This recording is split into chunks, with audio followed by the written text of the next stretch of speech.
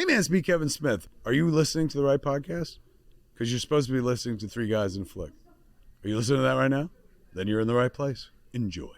Ladies and gentlemen, please take your seats. The show is about to begin. No, kids. I brought a little bit of Jersey with me today, man. I cannot wait to share this movie with you. I have been on tour for, I believe this is show 15 of 50. I've seen it with so many audiences now, and it's fucking bliss for me, man. It's like I've described it all the time as going to a church where I'm both the priest and Jesus at the same time. It's so lovely. All the fucking affection comes this way and whatnot. So I hang out behind the curtain, man, right behind our fucking screen. And most cats, maybe you don't know this, maybe you do. We project light at the screen, you watch a movie. From the other side of the screen, we see you. It's like a fucking two-way mirror of sorts. So while you're staring up there, I'm fucking staring at you. Cucking out every fucking face, man. And it's lovely because all the affection heads this way. Every time, I'm not telling the audience how to react to what you want, but I've been on the tour for a while now, and every time they see a fucking face, they know they're like, wow! It's like fucking amazing. And so I'm standing behind the screen, and all that energy hits me like fucking Tony Stark when the Jericho bomb goes off. And then we have drinks. It's amazing.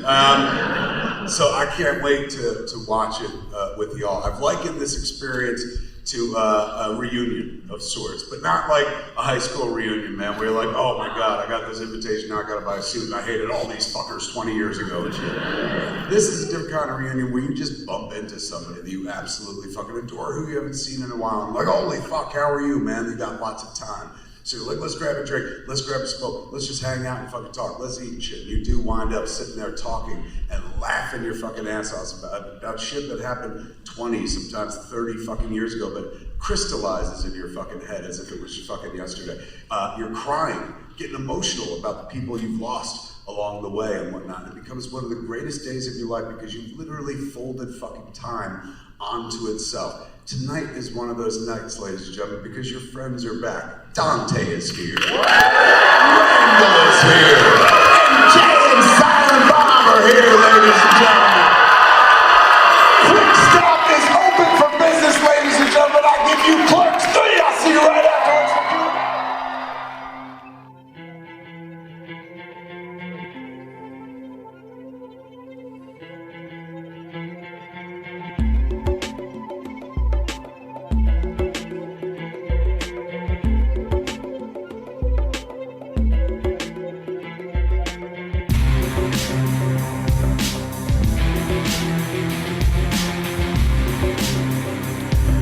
Welcome back. You are listening to Three Guys in a Flick. This is where we review the good, the bad, and the absurd.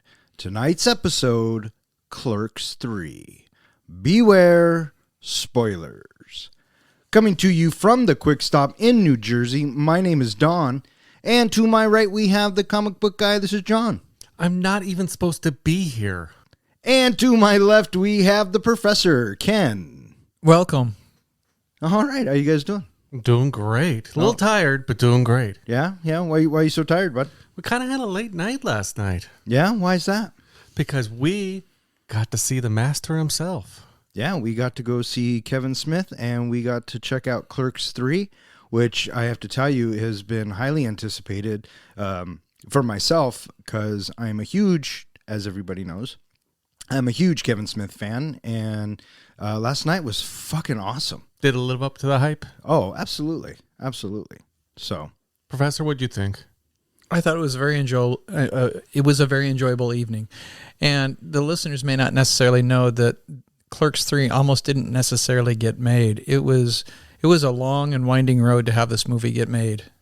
The movie was moving forward, but it ended up getting stalled because Jeff Anderson, who plays Randall, he didn't want to move forward with it. Wasn't it that he didn't like the script that that Kevin Smith had. Yeah. Mm-hmm. And so he was adamant that he wasn't going to have anything to do with it. And so for many years, like 8 years or something like that, Yeah. It sat around for a while. it sat around, and eventually they rendezvoused. It was some sort of an autograph signing session or something like that. They were able to just kind of sort of bury the hatchet, if you will, and just kind of sort of mend things, and it inspired Kevin Smith to make him say, I got to go in a totally different direction with this movie, and because of that, we have Clerks 3. Yeah. And this will be the second Clerks film that we have reviewed. We've reviewed Clerks 2. So if you haven't listened to that, go scroll down in your feed and it's there. We haven't done Clerks, though. No, but I also want to push it. I know you said that this is spoilers, but this movie is currently in theaters. If you haven't gone and seen it, go see it. Nothing beats seeing it in the theater. Yeah, that's the pure definition of spoiler. But thank you for pointing that out. Well, I just want them to give Kevin Smith some more money is what I'm looking to push. Well, just say that next time. Because, he could be listening. And I hope he is. And Kevin, thank you for a wonderful evening. You are by far one of the coolest dudes we have ever met. So, yeah, right on. If you haven't seen it, go see it. If you've seen it, go see it again. Let's just keep making Kevin some money. Clerks 3 was released on September 13th, 2022, directed by Kevin Smith, story by Kevin Smith, and it stars Brian O'Halloran, Jeff Anderson, Trevor Fehrman, Austin Zajur, Jason Mewes, Rosario Dawson, Kevin Smith, and a bunch of other actors. How much this movie cost, Don?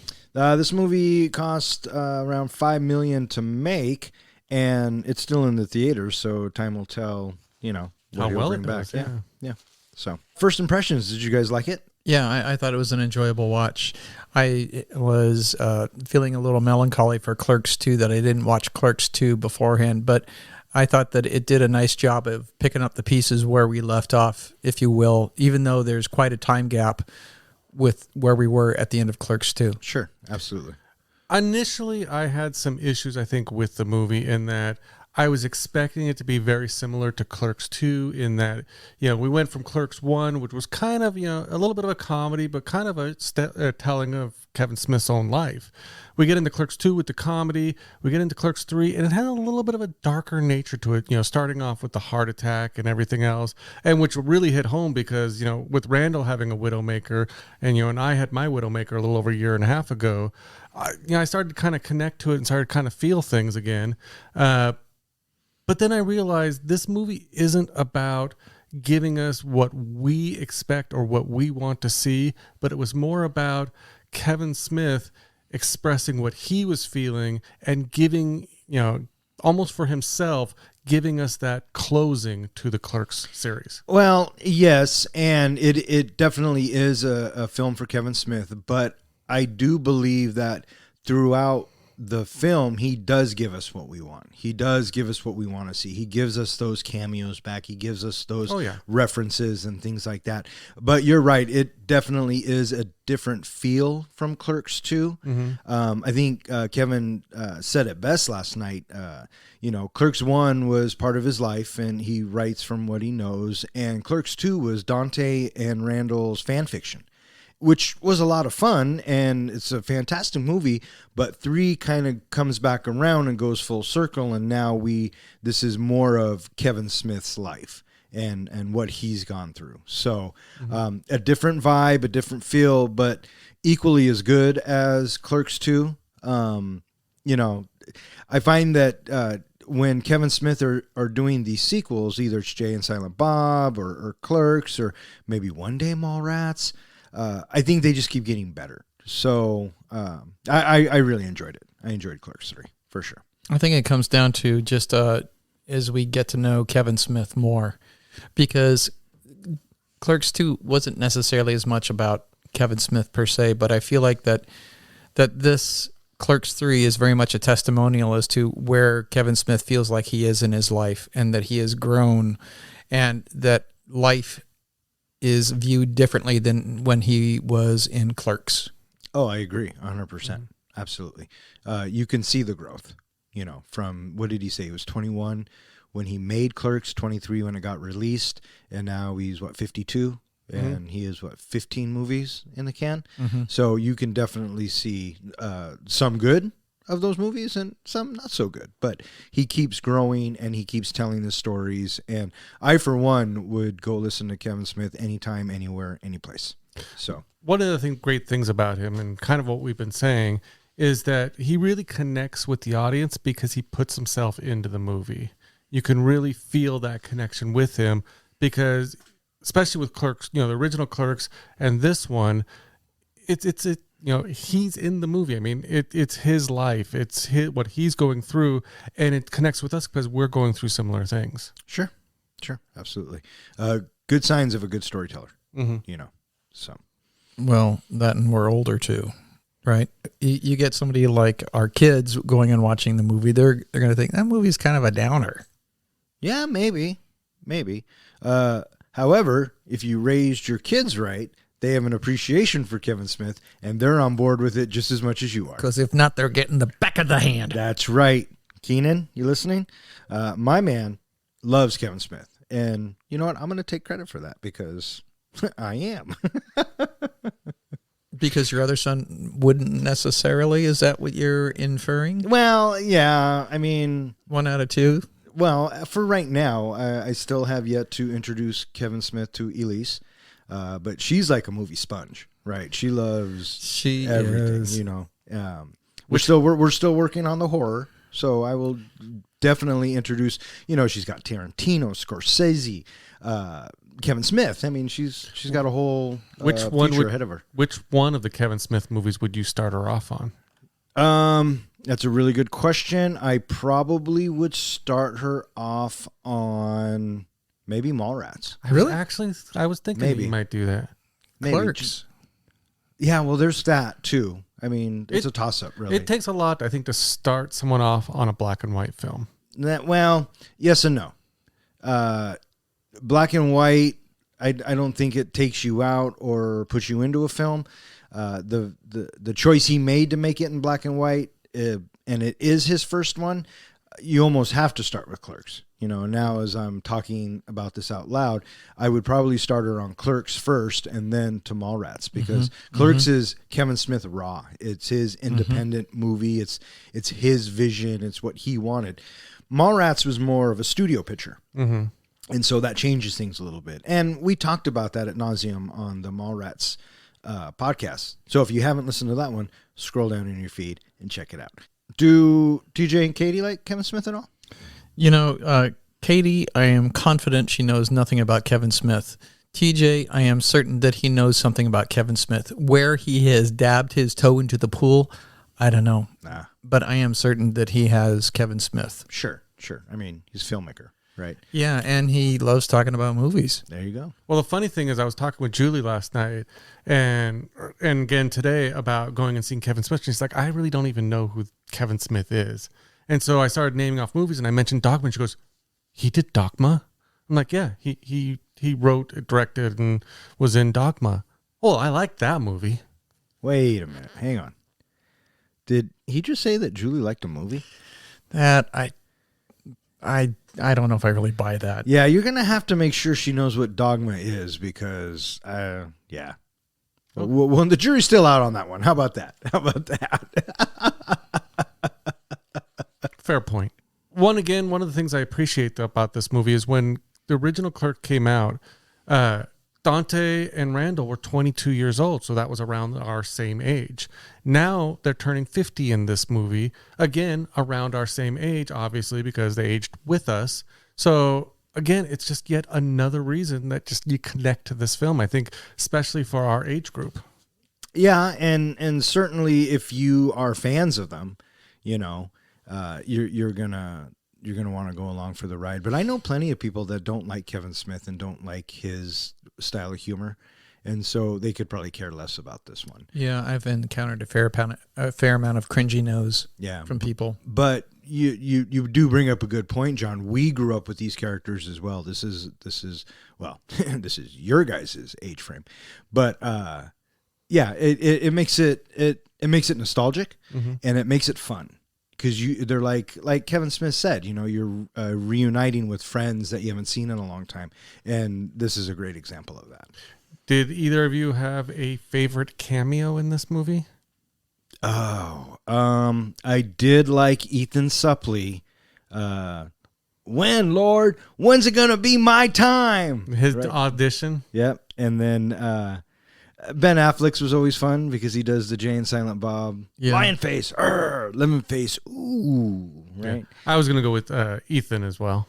Yeah, all good stuff. Professor? All good stuff. Amy Sedaris. It was fantastic. Having Jay talking about the Mandalorian. Randall was talking about the Mandalorian. Yeah. Randall talking about the Mandalorian with the whole simple fact that she's in the episodes. Love it. This is the way. She's like, what's that from? Yeah, good bits. Justin Long was fun. Mm-hmm. The way he was talking and just being that male nurse. I mean, it was kind of comical. I mean, you had Fred Armisen, Sarah Michelle Gellar, Freddie Prinze Jr., Melissa Benoist, Anthony Michael Hall, Danny Trejo, some other people I don't know. And then, you had your reoccurring View Askew cameos as well. Scott Mosier, Ethan Suplee, Affleck. So yeah, we also cameos were a lot of fun. We pretty much had the entire cast of the comic book guys throughout the whole movie. Right. Yeah. Obviously they were in it. They were also on the roof playing hockey. Mm-hmm. Wearing the Reaper jerseys. Yeah. Cause you could tell cause they had the big, that one dude has the big bushy beard. Mm-hmm. Yeah. All the cast is back. I guess I assumed after I saw the previews that Rosario Dawson would have a bigger role. I was kind of surprised with the direction they went with that. Did that shock you at all? When I first heard about it, yes. Oh, you didn't read it? You didn't hear about it last night for the first time? No, sadly, it got spoiled when I read an article about the movie. I didn't realize there would be spoilers. They didn't warn me ahead of time. So I did hear that was one of the saddest parts of the movie was that, unfortunately, again, with our spoilers, Rosario Dawson apparently dies right after Clerks II. Like, really quickly. Yeah. Why do you do that to yourself? I didn't even mean to do it. I just wanted Wait. It was I didn't mean to do it. So you didn't mean to put your eyes on the screen? I was trying. You didn't mean to read the words out loud because you can't read in your head? I like to research before shows, so I was trying to research because I knew we'd be reviewing it, and it was an article about the direction that Kevin Smith wanted to go with the movie. Did you know that you were going to see the movie? There was nothing in it that said spoilers. Did answer the professor's question? Did you know you were going to see the movie? Yeah, but I didn't realize it would spoil it. I thought it would just give us some background on his direction. You know what I did? I didn't watch any previews because I knew I was going to see it. Yeah. All right, so let me ask you this, Professor. Did Rosario Dawson's death surprise you? Yeah, it was a stark slap in the face right at the beginning of the movie when we look at the cash register and I'm like, wait, what? Yeah, it's like, did I see that right? Yeah. Yeah, so that was good. 2006, holy shit, no way. Yeah. Yeah, it was a slap in the face. Yeah, and I had completely forgotten in Clerks II that she was pregnant. Oh, yeah. Randall lets the cat out of the bag and Dante tries to hit him, remember? He kisses her and then he says, I love you. And then she says, I'm pregnant. And then he drops her. During the ABC dance. Yes. Yes, absolutely. Clerks 2. I watched that last night after I got home. Wait a minute. You were up to like 2 o'clock in the morning then. I was not up till 2 o'clock in the morning. And the ABC song does not take an hour and a half to play. It takes about 3 minutes to play. Oh, you watched that scene. 5 minutes. I'm sorry. I thought you meant you watched the entire movie. I wanted to watch the entire movie. Yeah. I'm ready to watch the entire movie. Well, you should watch the entire movie. Yes. When you get a minute. 15 years after Dante and Randall bought the Quick Stop, the pair's lives continued as much before, including hockey games on the roof and hanging out with Jay and Silent Bob, who have taken over the former RST Video and turned it into a legal marijuana dispensary. Dante is still grieving over the deaths of Becky and their unborn daughter Grace after they were hit by a drunk driver years prior, and sees Becky's spirit appearing to him, who encourages him to move on. One day, while Elias and his friend Blockchain are trying to sell their new NFT kites, which contain an image of the Buddy Christ, Randall suffers a severe heart attack. After the surgery, Randall's doctor urges Dante to keep Randall happy while he recovers, and warns that he is also at risk of the same situation. Randall decides that he has wasted his life and needs a new purpose, declaring he will make a movie about his and Dante's lives at the Quick Stop. Meanwhile, Elias shuns his Christianity and decides to become a Satanist after blaming his faith for Randall's heart attack. So the movie opens up just, like a Clerks movie, and Randall's coming in. The first bit that I did notice and that I did have to chuckle about is that someone put gum in the lock, and that's why they can't get the shutters open in the first movie. Well, do you remember there was a brief mention, I can't remember exactly which movie it was, but that's Silent Jay and Bob Jay and Silent Bob are the ones putting the gum as a joke in the lock every morning. Oh, I didn't see that. Mm-hmm. Yeah. For me, the thing that really jumped out at me and kind of made me chuckle was that, because remember they rebuilt the Quick Stop in the previous movie because it had burned down. Right. But that Randall built himself a little home, a little apartment in between the two buildings. Yeah, see, that kind of fucked me up because when he comes out of it, I thought he came out of the video store. Yeah. That's what I thought too. Or the weed store. But it turns out that Jay and Silent Bob own the weed store because naturally they would own the weed store. But yeah, he's got this little apartment right in between the Quick Stop and the dispensary. Think how thin funny. that thing is. Oh, yeah. I mean, tiny. But Randall doesn't need that much space, right? So. Well, when you see it from the inside towards the end of the movie, hey, that looks pretty darn wide. It's not okay. This is plot convenience here.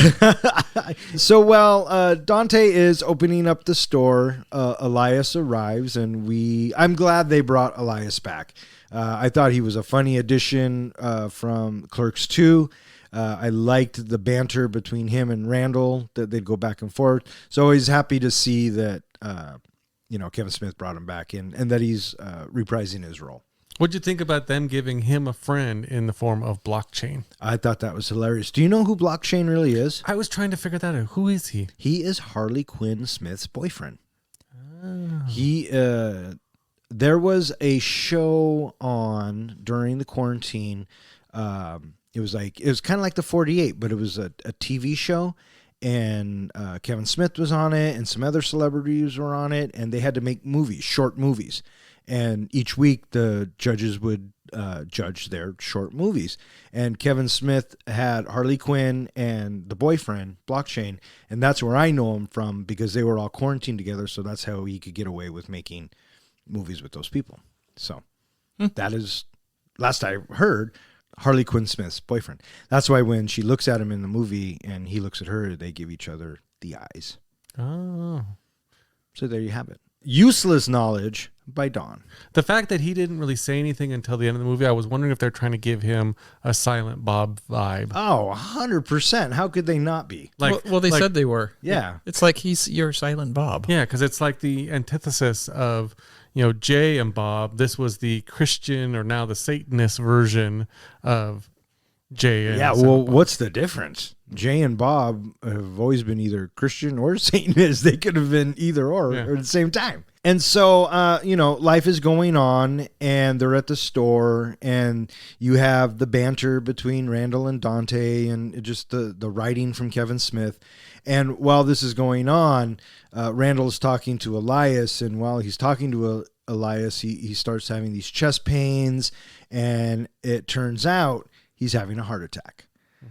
What did you guys think of this whole bit? I know, John, you said it brought back some memories, but was it tough to watch, or did you just kind of go through it and then process it afterwards? It's funny watching it from kind of my viewpoint. I was trying to think, I remember back what my symptoms were. My symptoms were actually a lot different. I didn't experience that whole unable to breathe, unable to catch my breath. Mine was really bad heartburn and a really bad pain in my arm. So I kept watching to see, okay, is his arm going to hurt? Is he, because I noticed he kept grabbing his chest, and so I'm thinking, he's feeling that heartburn. He's feeling that pain in his chest. So just seeing him go through it and then seeing him collapse, I'm thinking, if I had gone to work that day, I could have been in exactly that same situation. I could have just passed out somewhere. Yeah. So it brought back a little bit of that fear back then. Yeah. For me, the first time he grabbed his heart or it grabbed his chest and he twitched his chin. It's like, okay, there is something real going on there for him, for our character there. So I took that cue right off the bat. But once he got to the hospital, the lighthearted nature of it, I was struck by the casualness of the severity of the situation being treated so nonchalantly. Yeah, and that kind of took me back just a little bit. It didn't take me out of it by any stretch of the imagination. I guess in a way I kind of appreciated it. You know what I mean? Because, I mean, this is obviously a serious matter that's happening. And instead of worrying about dying or his last words or anything like that, he's worried about people seeing his small dick. I thought that was fucking hilarious. Well, let me just share you my experience. And again, like I said to Kevin Smith last night during the Q&A, why I was like, vibing with Randall. It's not the small dick part? No, it was not the small dick part, although I will get to that in a sec. Oh, great. We can't wait. When I started to have my problems, I didn't believe I was having a heart attack, kind of like Randall was saying, it's not a heart attack. It's not a heart attack. When I got taken to the clinic, because I didn't even want to go by ambulance, I made Julie drive me to a local clinic to be checked out because I thought it was just really bad heartburn. It was just out of control. And so they wheeled me in and everything, and the doctors were telling me, you're having a heart attack. And I was like, no, this is not a heart attack. This checking machines again, it's not a heart attack. And it was very casual, just like that. So everything that he was going through, I felt the same way. So I didn't get pulled out of the vibe of that movie or that instance at all, because it was very realistic to me, even to the point where he was put into the room and the person came in with the clippers. At that point for me, I had a room full of doctors and nurses, and they're basically telling me the same thing. We're pulling down your pants and we're going to shave you. And I'm thinking, no, I have a small dick. And I'm thinking, a little bit of privacy, please. Can we clear that? No, everyone's got a job to do. And this one young nurse had the clippers and she was ready to go. Randall in the movie is awake during the procedure. The doctor told me, we're going to give you something that's going to make you feel tired. You might want to close your eyes a few times, but you'll probably stay awake. That's the last words I heard. I was out until the surgery was over. Oh, see, that's what I'm talking about. No matter what procedure you're doing on me, colonoscopy, appendectomy, or even a fucking teeth cleaning, knock my ass out. Yeah. 100%. Oh, I was out like a light. Knock me out. The few times I've had anesthesia. Okay, count backwards from 100. I don't get past 98. Yeah, absolutely.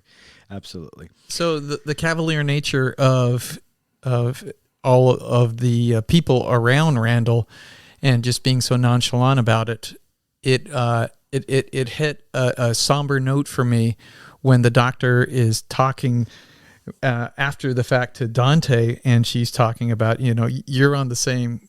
If you're on the same diet as him, you are every bit as much at risk. And I thought, dun, dun, dun. Shut your fucking mouth. I felt Don't. Like that was something.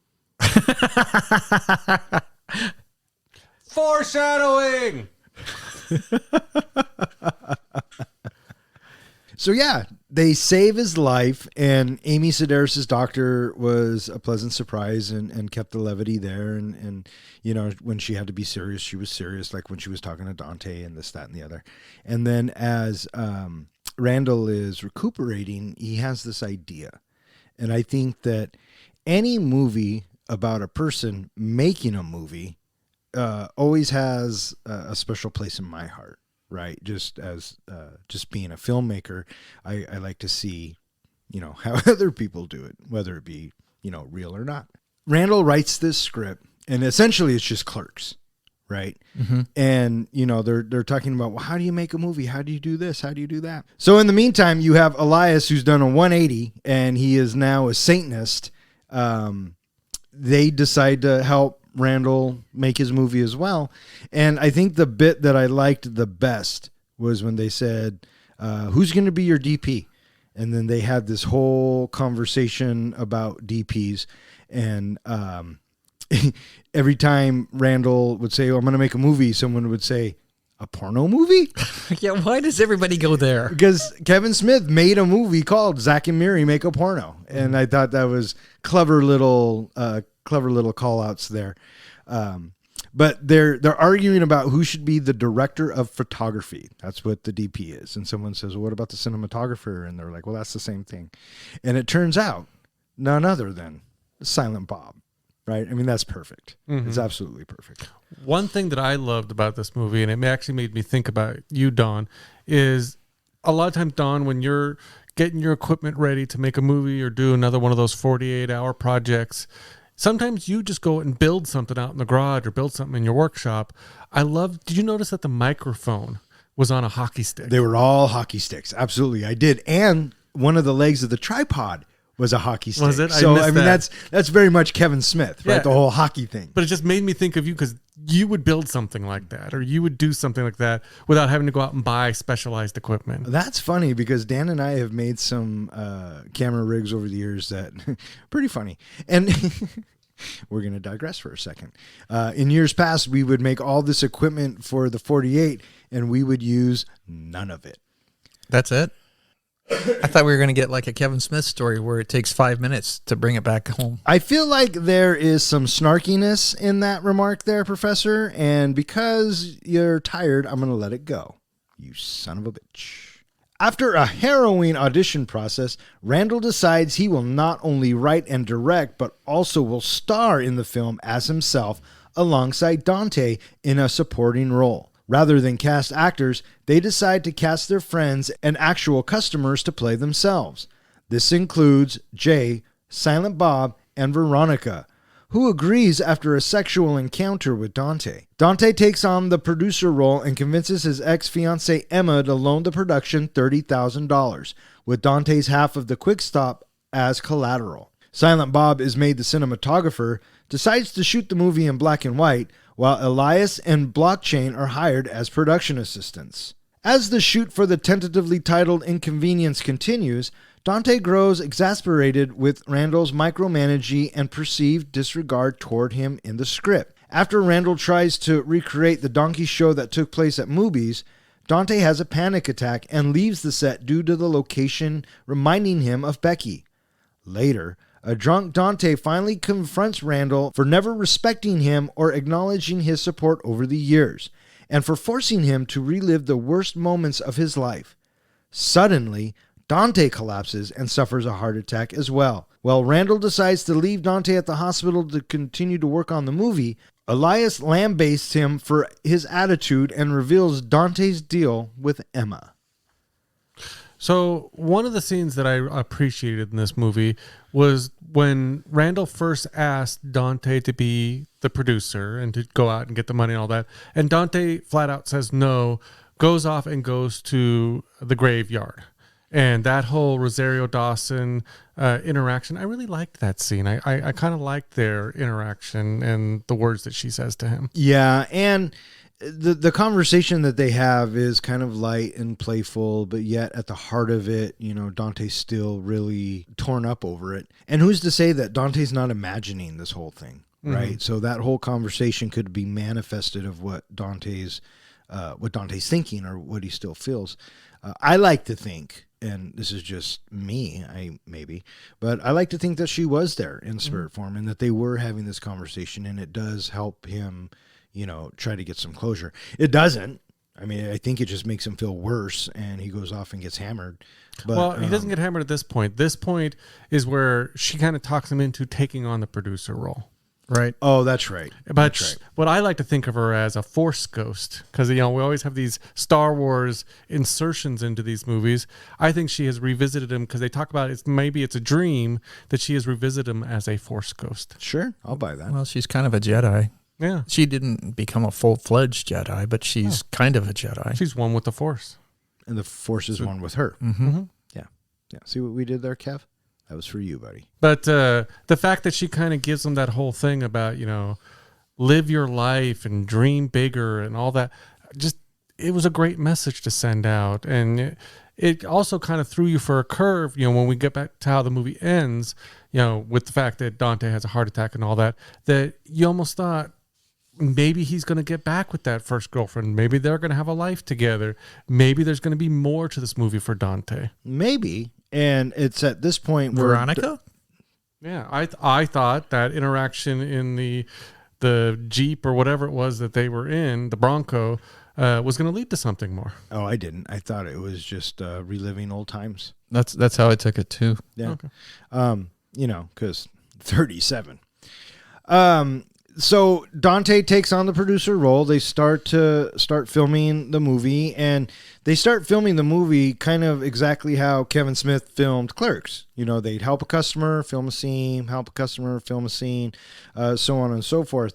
And it's at this bit that I thought that, Silent Bob always has at least one line, typically, in the Kevin Smith movies.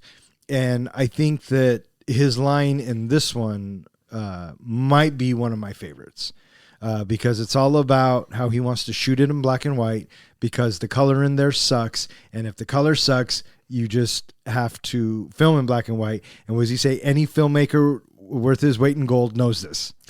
One of the other things that it kind of also answered a question for me, and I love that Kevin Smith went out and purposely was trying to answer questions in this movie, was it also was symbolic of seeing a convenience store through a security camera. That's another reason why he chose black and white. Yeah. And so I thought that was just clever. That never connected in my head when I watched the first time. Oh, yeah. Yeah. Because you are watching their lives. We are the voyeur, of what's going on. And Kevin Smith is famous for his dialogue, and I thought the dialogue in this and the writing had a lot of heart. And I still find that Randall and Dante, they were still having the same problems with each other that they were having in the first and second one. You know what I mean? But I guess that maybe is just a testament to their friendship, and clearly they were made for each other, I guess. But I thought the dialogue was just as well written in this than anything else that Kevin has done. Well, let me ask you both this question. As the movie is progressing and as Randall's making his movie and as he's kind of, you're seeing him kind of treat Dante like crap, like he typically does. And you're seeing Dante kind of in the background looking like he's a hurt puppy and all that.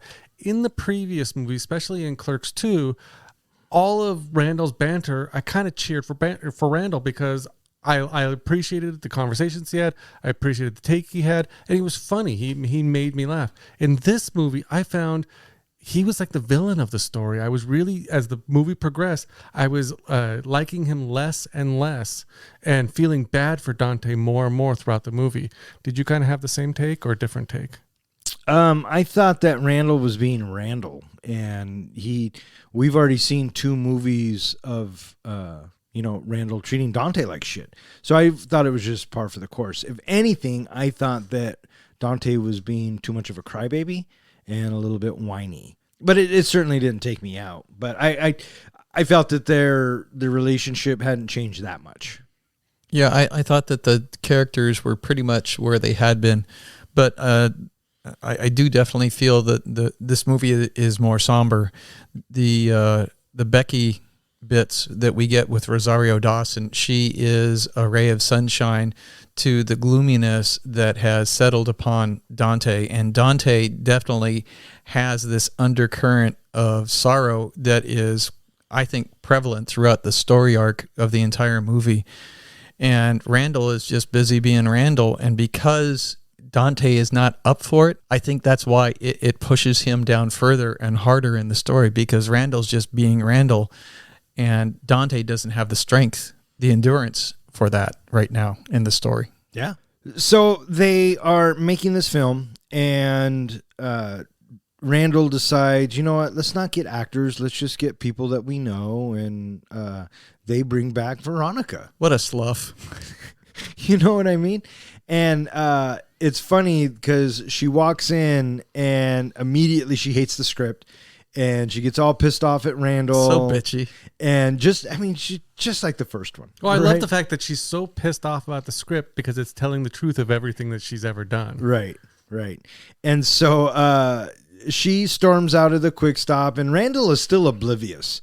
Randall is oblivious to any time he offends somebody or, crosses the line. He just never sees it. Right. I mean, you think back to Clerks 2 with all the racial stuff, Jesus Christ, Randall.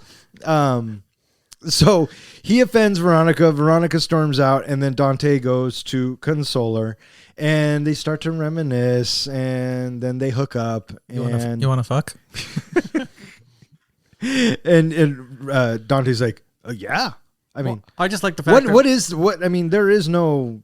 I mean, the wrong answer to that question would be no, I suppose. And so Randall needs more money.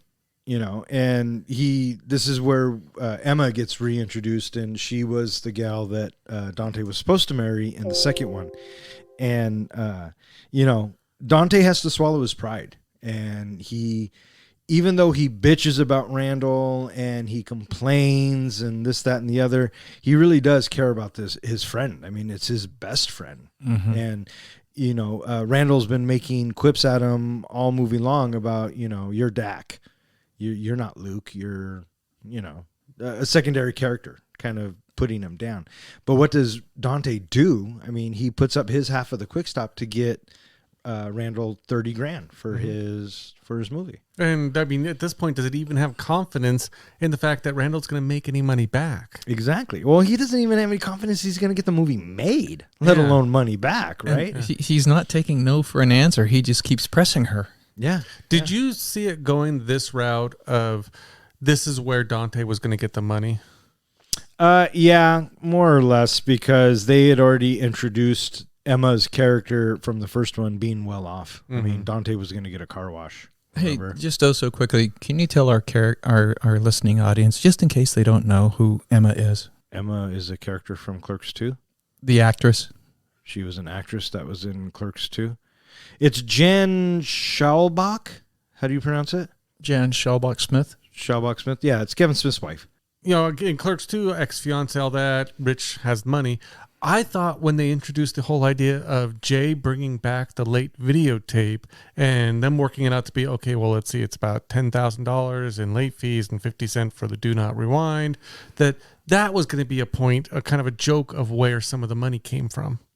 Yeah, I could see that. However, I'm glad he didn't do that because Jay and Silent Bob were the money relief from the second film. Yeah. So he didn't go back to that well. He kind of teased it. It was more of a joke, right, of the videotape being late.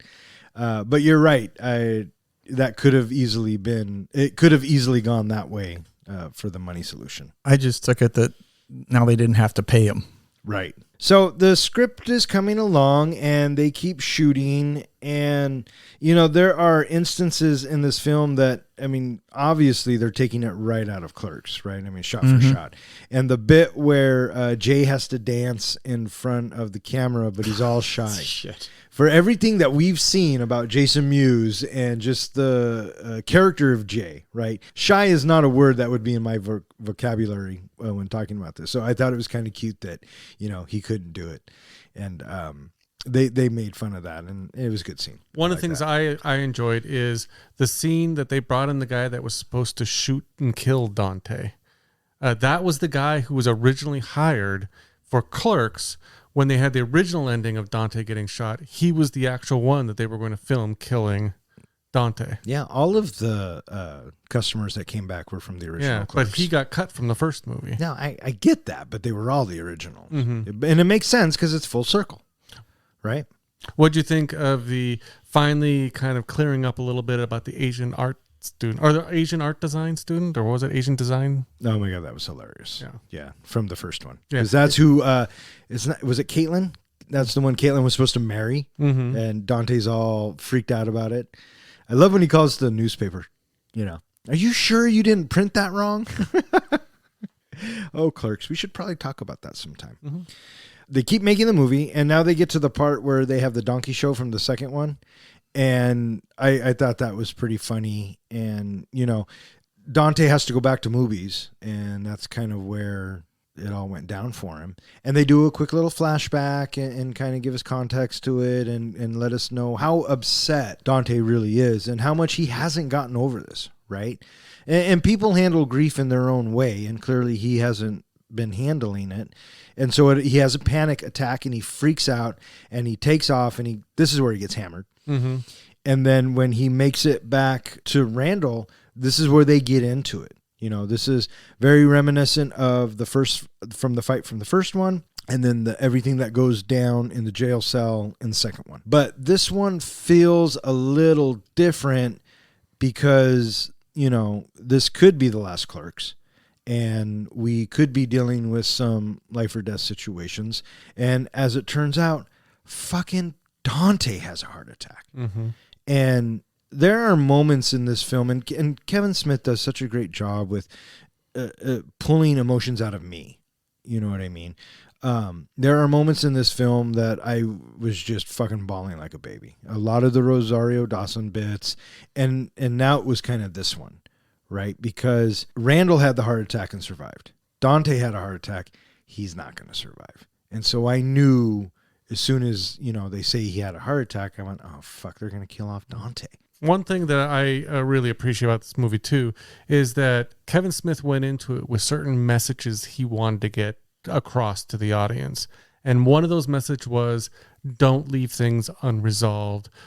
If you need to say something, say it now. Don't wait till later. And that's what he said when we're doing the Q&A. He said that's what this scene was about, was Dante said his whole piece. Randall said his whole piece. They broke up their friendship. This never gets resolved in the movie. Yeah. Because later on, it's a one-way discussion where Randall gets to say his piece and Dante is incubated and unable to speak. So he doesn't get any response from Dante. So after Dante goes to the hospital, Randall decides to go work on his movie. And this is where Elias kind of has a problem with Randall. He grows a backbone finally. Yeah, he says, you know, that's your best friend in there and you're going to go home and work on a movie? You know, where are your priorities at? And, you know, he does, but this is also when Randall kind of realizes what's going on. Especially when Elias points out to him that he put up half of his, you know, owning of the Quick Stop to make your movie, and you're just going to ditch him? You've been treating him like crap, and now you're just going to go ditch him? Yeah, he lets him know that Emma was responsible. And Emma and Randall don't get along. So, I mean, it was a lot for Dante to make that happen. Mm-hmm. Consumed by guilt, Randall finishes editing the movie and sneaks back into the hospital with Jay and Silent Bob's help. He shows Dante the finished film, which he has re-edited so that Dante is the main character, declaring that the story was always about him. Dante watches the film with the spirit of Becky, touched by his friend's effort, before he peacefully dies. Sometime later, after Dante's funeral, Emma arrives at the Quick Stop to take over the store or to collect the $30,000 she loaned Dante. Blockchain arrives and excitedly reveals that the NFT kites sold out immediately, making him and Elias millionaires. Elias, who has joined Randall as co-owner of the store in Dante's place, uses his share of the earnings to pay back Emma. After Elias, Blockchain, Jay, and Silent Bob go outside to fly one of the NFT kites, Randall somberly grieves for Dante at the cash register, unknowingly joined by Dante as a Force ghost. Meanwhile, Jay's daughter Millie inspects the expiration dates on some oat milk. During the credits, Kevin Smith thanks the audience members for seeing the movie before reading some narration he cut from the final scene, where it is revealed that Randall continued to make movies until the age of 90, all while still working at the Quick Stop. Roll credits.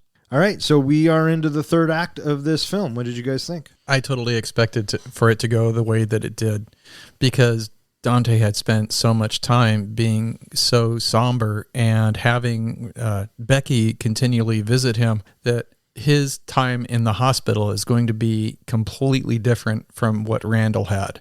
And that was how it was meant to be set up, that this shit is serious and it's not going to end the way that we want it to end. And I could tell as soon as we saw the movie starting and it was the original Clerks movie that this is going to be how it closes right here. I didn't think we were going to get anything past it, but I thought that this is where it was going to close and he was going to pass.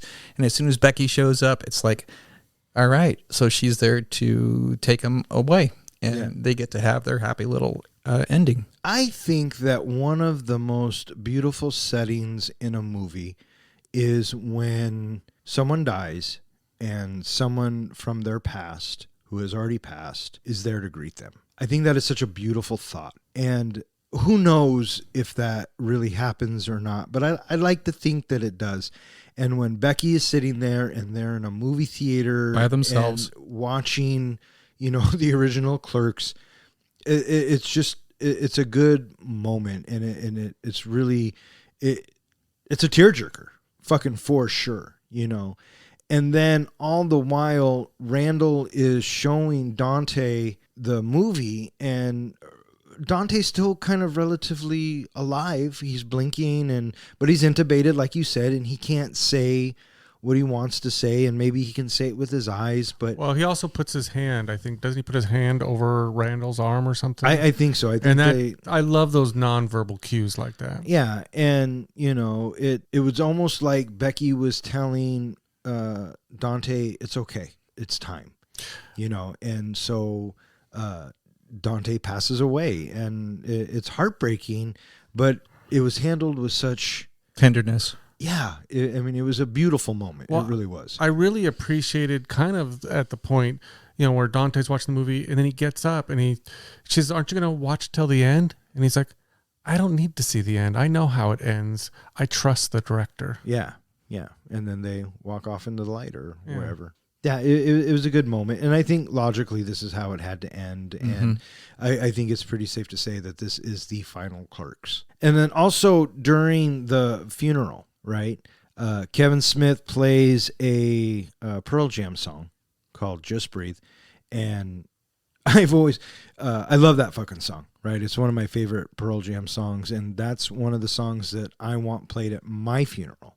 You know what I mean? So to hear it in that setting and just the whole scene and the way it was all brought together, it just brought me to tears. The thing that kind of got me and, made me tear up was the twist at the ending of taking Dante's line from the original Clerks of "I'm not supposed to be here" and having that be Randall's eulogy to Dante. "You're not even supposed to be here." And his voice breaks while he's doing, the fuck, you're gonna make the professor cry. Knock it off.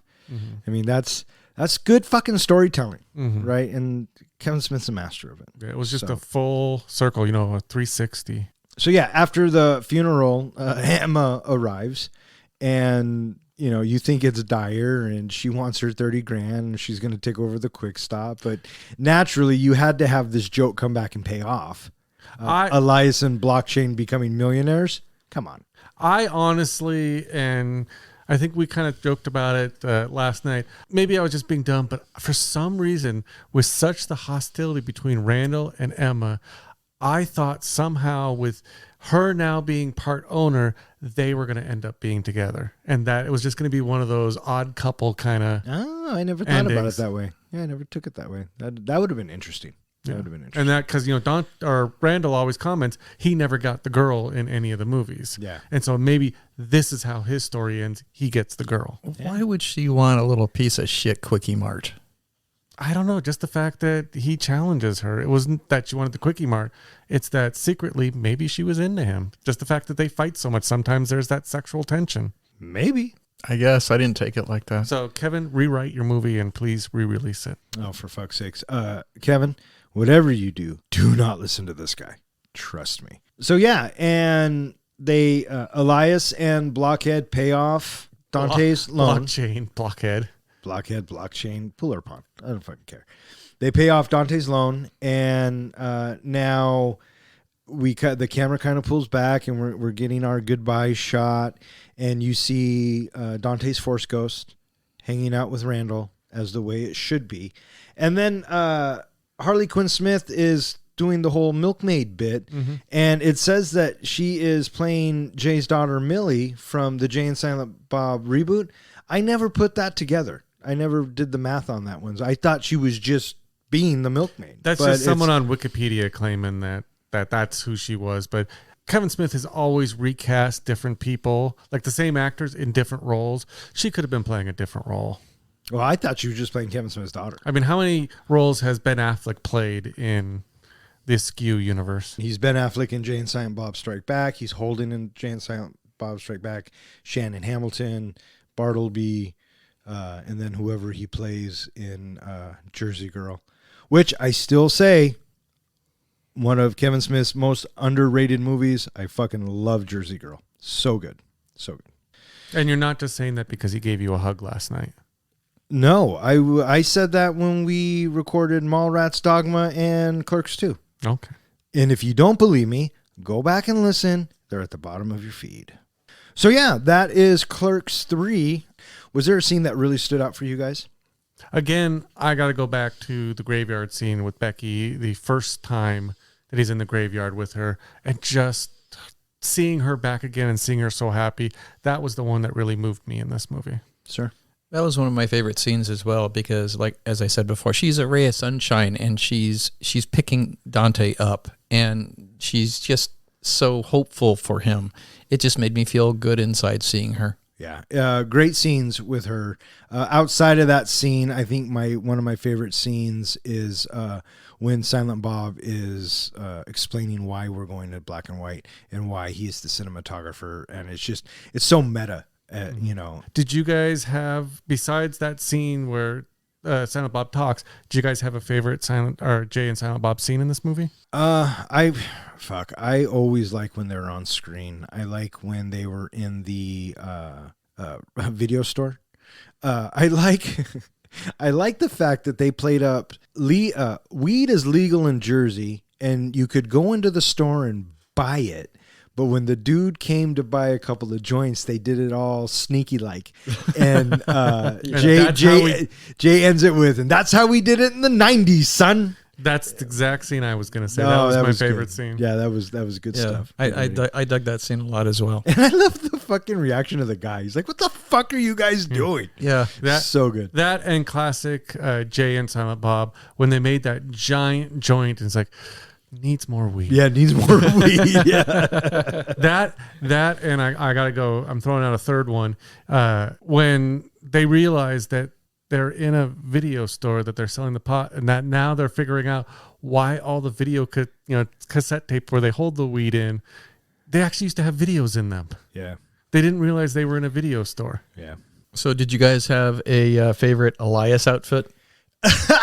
Elias. I really enjoyed all of them, but I think the one where he gets mad at Randall. I mean, he looks he looks a lot like the Crow.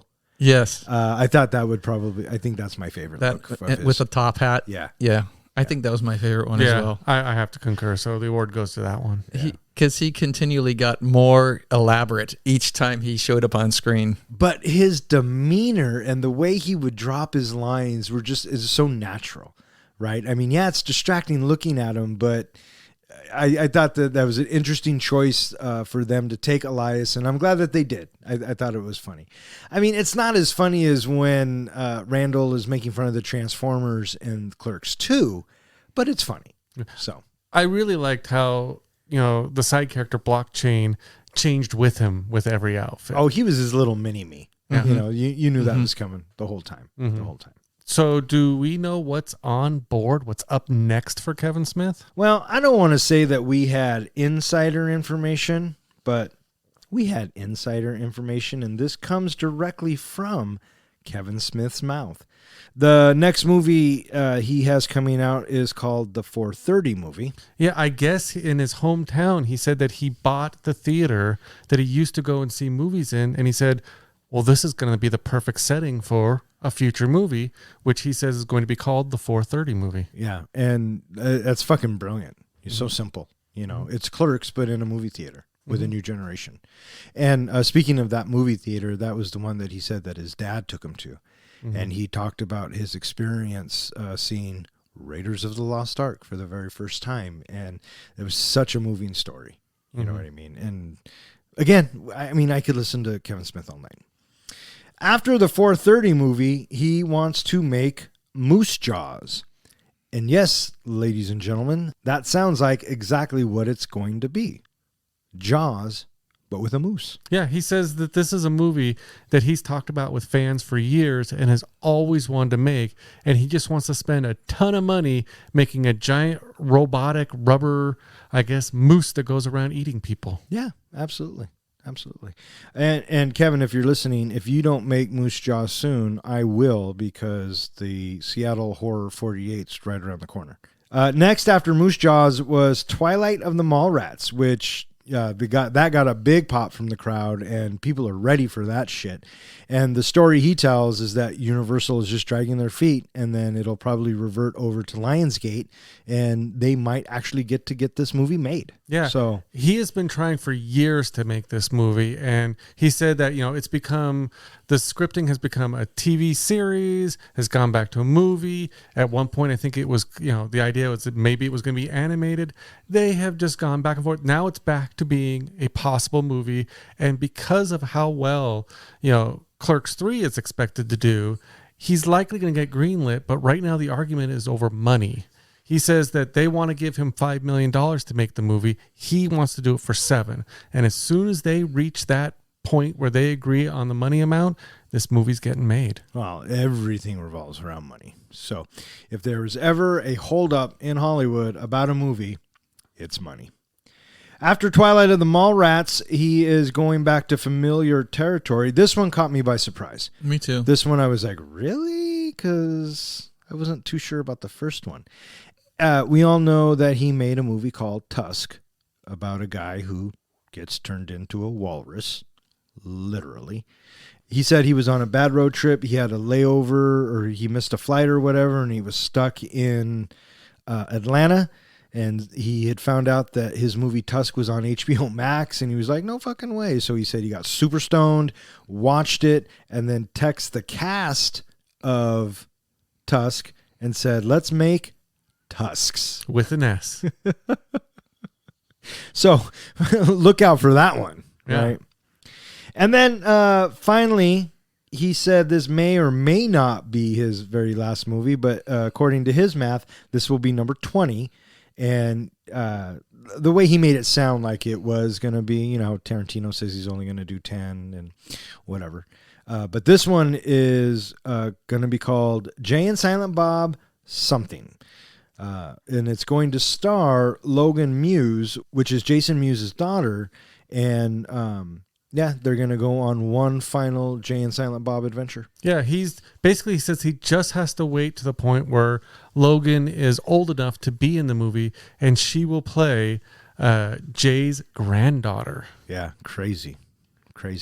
And I just want to say, Logan, great name. Shall we call you Logan Weapon X? So yeah, that is the next 5 movies from Kevin Smith from his own mouth. So we look forward to seeing any one of those. So since we just talked about, our experience going and seeing Kevin Smith and the whole Q&A thing, was there, a lot of people asked a lot of questions. Was there a favorite question or response? One of the things I really appreciated about Kevin Smith was that every time someone asked even just the simplest of questions, he went into great long stories and really painted a picture. So was there a favorite one that he painted? I like the one about the music rights because he talks about, using Landslide for a Jersey Girl, and then he talks about using Tusk, and then that all stemmed from the Pearl Jam conversation, and it was just a round and a roundabout story. But I mean, the bottom line was, to use Tusk, he had to pay $250,000, which is fucking insane, right? Mm-hmm. But I thought that question and those answers were good. I love when he was talking about that he mentioned some of the songs he just used because they would make certain people cry. Like in this movie with the Pearl Jam song, it was really targeted at his wife to make her cry. Yeah. And it worked. Yeah. Did you have a favorite part of last night? That was mine. That was mine as well. When he was going through the music story arc of how his movies have had these different songs in them and what it was that it took to have those songs end up in there. Yeah. And I would think that as a filmmaker, the music rights is probably the most tricky because it's one thing to have a brilliant score, which is original and belongs to your film. But every once in a while, there's nothing wrong with a perfectly good needle drop to set the mood and get you where you need to be with this movie. So, that's one of my favorite parts of movies is the music. For me, it was when the person asked the question of, we know some of your heroes. Can you tell us some of your other heroes? And he started listing off people that really had an influence on him, like George Carlin. And he told some great stories about Carrie Fisher and, some other people that had been in his movies. But then he brought it all the way, around to talking about his real hero, which was his dad. And that really kind of hit me, when he was talking about, I never really, growing up connected well with my dad. But when we went to movies together and when he snuck me out of school once to go see Raiders of the Lost Ark, like you brought up earlier, I learned a lot about my dad just sitting there in the theater and watching the movie with him and seeing, this man who I know is this strong pillar just bawling at certain scenes. And that really, really hit me. And he also talked about the fact of, you look at this movie, Clerks III, and you see it a story of the life of Dante and Randall. And really what it is as we mentioned, it's a story of Kevin Smith and his father, how Kevin Smith had the heart attack and how he was able to bounce back. But then later, when everything seemed so well and was going good, his father overnight has a heart attack and dies. And so every night when he comes and he watches this movie on this tour, he's going through the same emotions again of losing his father. And just the fact, that funeral scene was really the funeral for his father. That all really hit home with me. Yeah, that was heavy stuff. Heavy stuff. I was thinking the same thing as well, that, shit, man, he's going on this 50-city tour and he's got to go through that 50 times. Yeah. Man, that kind of sucks in a really bittersweet way. Yeah, maybe, but I mean, he said it himself. His joy is watching the audience. I think he knows that when he's going into it. And yes, this probably hurts and it brings back memories, but I'm sure maybe he also thinks that his dad couldn't be more proud of him, and this is what it was all about, that experience, going to the movies and escaping and being transported into another world. That's the magic of film. And he got to share it with his dad, and now he gets to share it with his dad even more, with his dad not being here, but he made this for his dad. You know what I mean? So it was pretty powerful. Hence, bittersweet. All right, so I think that is going to bring our epic journey of Randall and Dante to a close. Did you say epic journey? Oh, whoa. Fuck. Damn it, Don. And now it's time for John's precious moment. Now, normally, this is the part of the podcast where I will compare anything we're reviewing to the greatest movie series ever made, Lord of the Rings. But for this podcast, I'm going to let a special guest take the reins.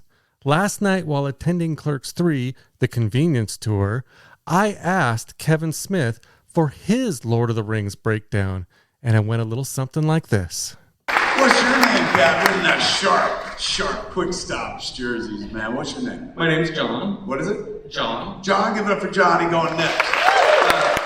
I'm part of a podcast, and Oh, shit. I'm going to shameless plug, 3 Guys on a Flick. Thank you for liking our tweet earlier. You were like, we're seeing the movie, and then we're going to talk about it afterwards. Exactly. We're going to. I liked it because I was like, fucking say nice things. We're going to go home and review it. But as inspired by Clerks II, we have a bit in our podcast where we talk about Lord of the Rings, and we compare every movie to Lord of the Rings. So my question for you, since I know you're going to love this, who would you say is your Frodo, Sam, Aragorn, and Gandalf of Clerks III? Well, that's presupposing I've seen those movies. You're gonna have to help me out. Some of the names I'm familiar with, others of them I don't know who the fuck that is. Let's do the first one. You said, who is it? Frodo. So Frodo is Elijah Wood. That's how I think of him. Wasn't Frodo, Elijah Wood went on that adventure. The Ring Bearer. Who's my Elijah Wood? Definitely Brian O'Halloran, I would have to say. The Ring Bearer. Okay, who's the next one? Sam? Sam, hands down, that would be Randall, for sure. Don't plug that. Who's the next one? Aragorn? No, who's that? Strider. Oh, Viggo Mortensen. Thank you. Speaks my language. Viggo Mortensen, who played, and Viggo was kind of like the Han Solo of that bit. Yeah. The king. I don't think I have one of those in my world. Do you have a wizard? Do you have Gandalf? No, I guess Affleck would be our fucking Viggo. Like the person that everybody wants to fuck, and he's a pretty good actor as well. Okay, that's Aragorn. Who else? The wizard Gandalf. Oh, you didn't have to tell me that. I know who Gandalf is. Who's the wizard Gandalf? You're looking at him, motherfucker.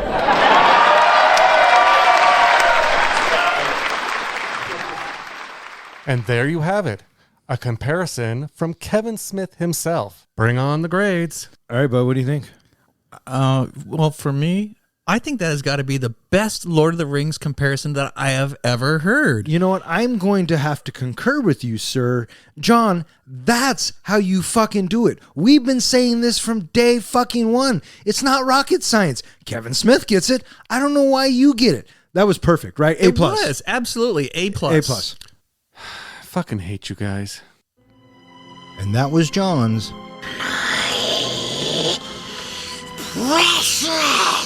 moment. All right, so what do you guys think? You guys are ready to rate this bitch? I think I'm ready to rate this bitch. I'm down for that.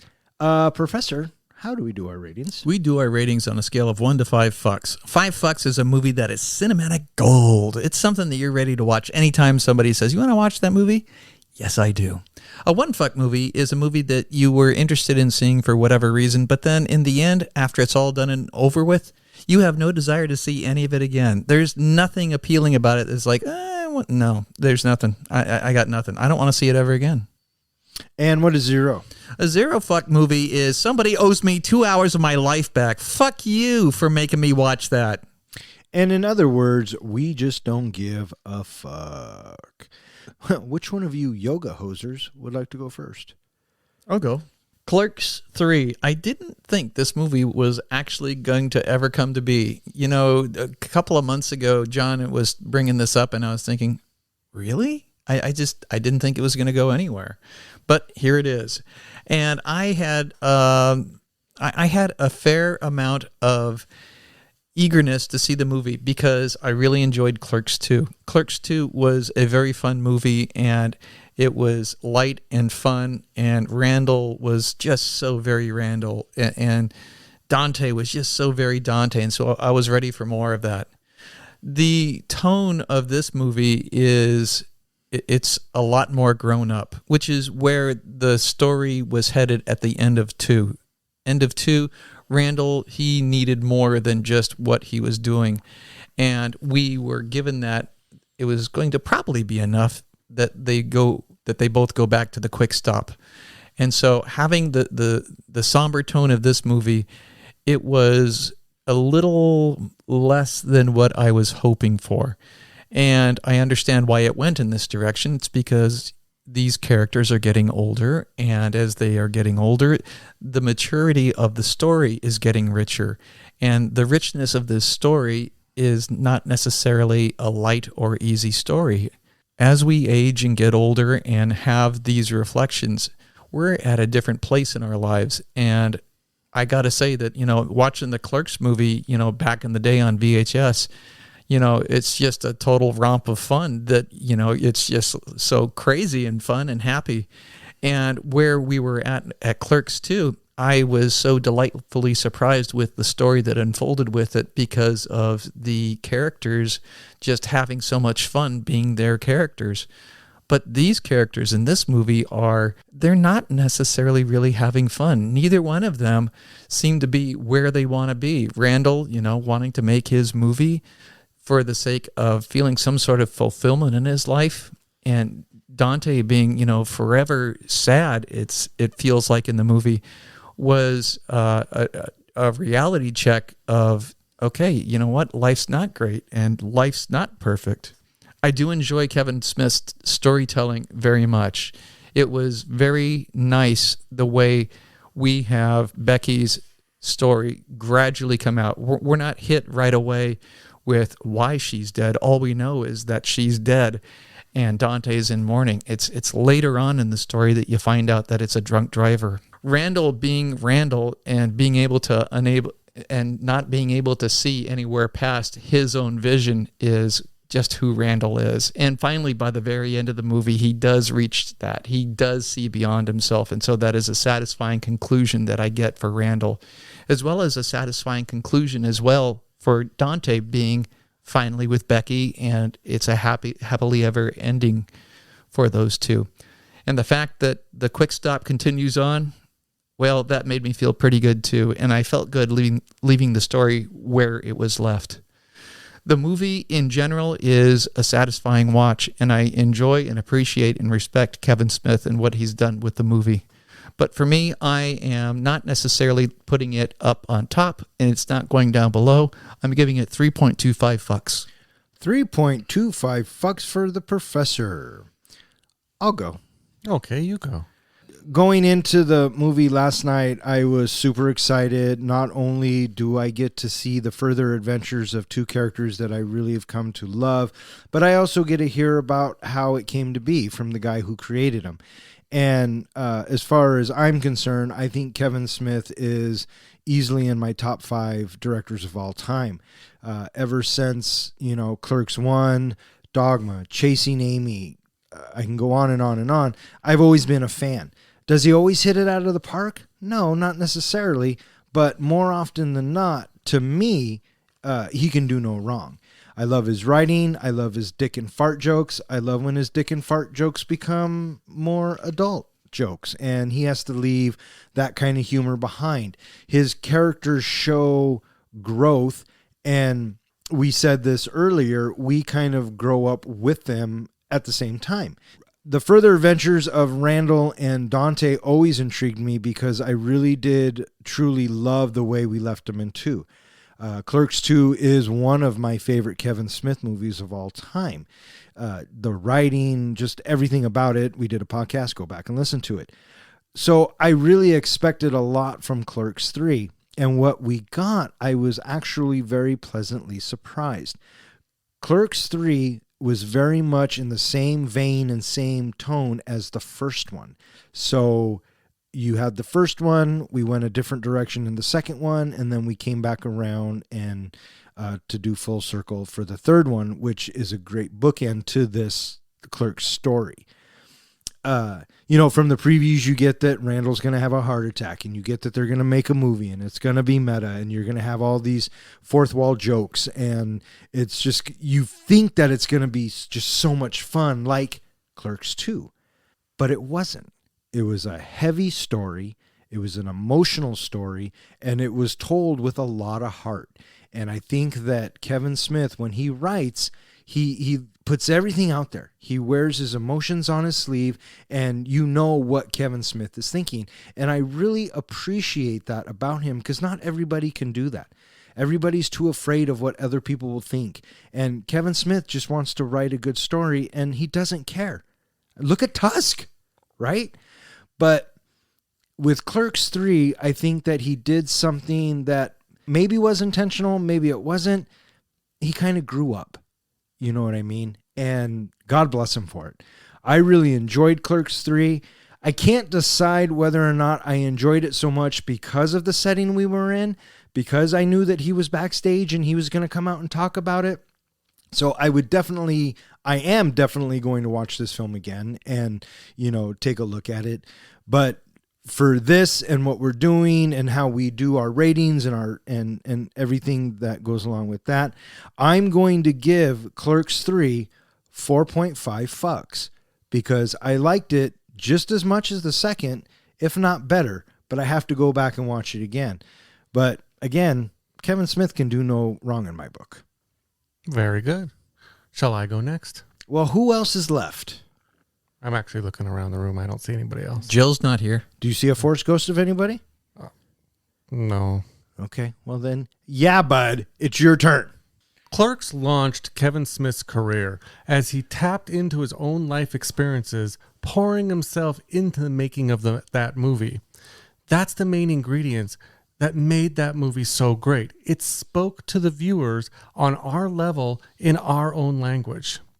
This time around in Clerks 3, Kevin Smith revisits the well by again taking his own life experiences after experiencing a Widowmaker heart attack and using it to complete the Clerks trilogy. Kevin Smith presented us with a view of mortality and the fleeting nature of time all through the eyes of our two main characters, Dante and Randall. Clerks 3 has a much darker tone. It's more of an emotional turn from our previous two movies, especially Clerks 2, which was much more comical and lighthearted at its core. As I watched this movie, I found myself asking 3 questions. Was Kevin's message clear? Did the movie have the right amount of view askew nostalgia that we expect from a Kevin Smith movie? And was there a satisfying conclusion to the Clerks trilogy? Kevin Smith definitely succeeded in getting his message across without shoving it down our throats. Life is precious, so get shit done. And he did so with not only bringing back a huge amount of characters and themes from previous movies, but he also, in a genuine Kevin Smith way, responded to a lot of fan unanswered questions. But was the conclusion satisfying? Clerks 1 focused on youth. Clerks 2 looked at aging and transition, and Part 3 delved into death and leaving your mark behind. Clerks 3 was meant to tie up all the unresolved issues from the previous original Clerks movies. And while some of the end results weren't the happy endings we might have hoped for, they made sense. This isn't the story that we wanted to be told, something that ties up everything in a pretty little bow, but actually, this is the story that Kevin wants us to absorb and take to heart. As Becky said in the movie, as long as you're alive, you can always start another chapter.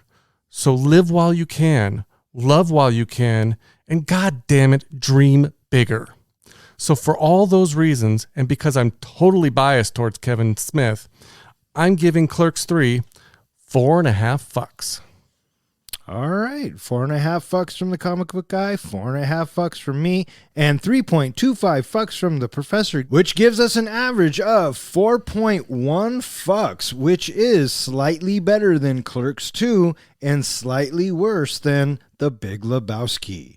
So I'm okay with that. That seems to fall in line with what we got going on. I believe this is, of the 4 movies we've now reviewed by Kevin Smith, this is the highest rated one. I believe you are right. Clerks 2 came in at 4.0. Mallrats came in at 3.3.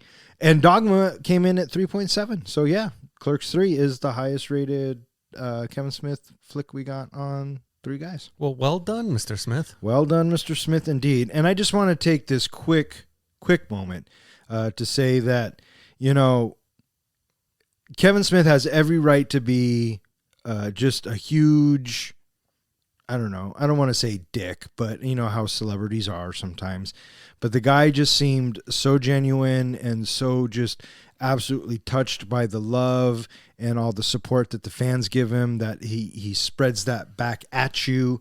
And it was just such an awesome fucking experience. And thank you so much for our shout out and just the entire evening. It was fucking great. One of the things that I loved about Kevin Smith last night and getting to see him, when we stayed around afterwards for the signing and the photos and everything like that, and he went around to sign an autograph on every little bit of thing that people had, his handler kept trying to move him along and just, sign, move. He stopped at every single person and started up a conversation. And even with this handler tugging on him, he finished that conversation with each one as he went around the room. He showed that he genuinely cared about each person there. Yeah, that was awesome. He's a good dude. Yeah. Mm-hmm. All right, so that is going to wrap it up for this episode of Three Guys in a Flick. I just want to thank Zach, Ronnie, and Jill for listening. Thanks, Zach. Thanks, Ronnie. Thanks, Jill. And if you were curious about which movie we are going to be reviewing next, be sure to check out the website or any social media posts that we might have. And speaking of which, John, where can they find us? Well, as always, they can find us at our website, 3guysinaflick.com, where we go ahead and post our show notes, movie trivia, and anything else we feel like throwing up on that site. They can also find us on any of the social media, as well as any place that hosts podcasts. All right, so there you have it. Wait, I think we have a special message from a special guest. Hey man, it's me, Kevin Smith, the annoying voice of podcasting, and you're listening to the non-annoying Three Guys in a Flick. Thanks, Kevin. We really appreciate that. For Three Guys in a Flick, I'm Don. I'm John. And I'm Ken. Thanks for listening.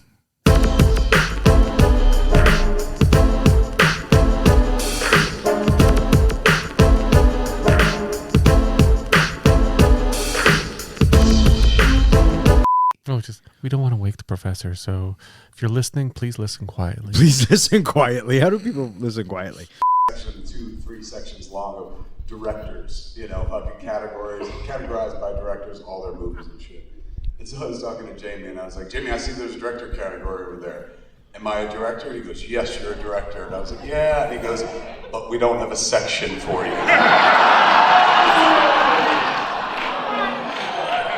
Oh, Scarecrow, take thy beak from out my heart. Should we just jump into it? Why don't you tell us a little bit about this movie, Don? I'm giving you a transition. Okay, well, thank you, John. I will. I love his positive Pollyanna attitude he's got going on right now. It's kind of perky. He is kind of perky.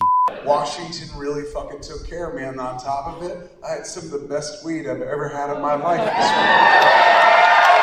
Clerks III was released on September 13th, 2020. It was directed by Kevin Smith. You said 2020. 2022. Yeah, but he said 2020. Yes, he did. You guys both fucking suck. I would have just left it in there. I don't give a fuck. Hey. Accuracy. Continuity. Oh, for fuck's sakes. Three Guys in a Flick. Yep. I had it. But yeah, I'm going to change my answer. I'm showing her Clerks first. But are you going to have to cover ears when they talk about snowballing? Dude, why? Why would you even bring that up? Because it's going to come up when you watch the movie with her. How are you going to react to scenes well, like that? I know when it's coming up. I will get up and excuse myself That's as what a good father would do. Okay, I'm just checking. I don't want to have that conversation with you about what I'm going to have a conversation with her because I'm not going to be there. But you covered my ears when we got to that scene. How many times was that? In previous movies, doesn't he use that line a lot? Drop dead. I don't know. I don't think so. I don't remember. I have to go back and watch. Where did you read that at? I didn't read that. I just remember that. Well, then clearly it was fucking wrong. Okay. Who is it? Hey man, it's me, Kevin Smith. What are you doing here, Kevin? Are you listening to the right podcast? Yes, Because you're supposed to be listening to Three Guys in a Flick. I am. Are you listening to that right now? Yes. Then you're in the right place. Thanks, buddy. Enjoy. All right, fuck off. Good night.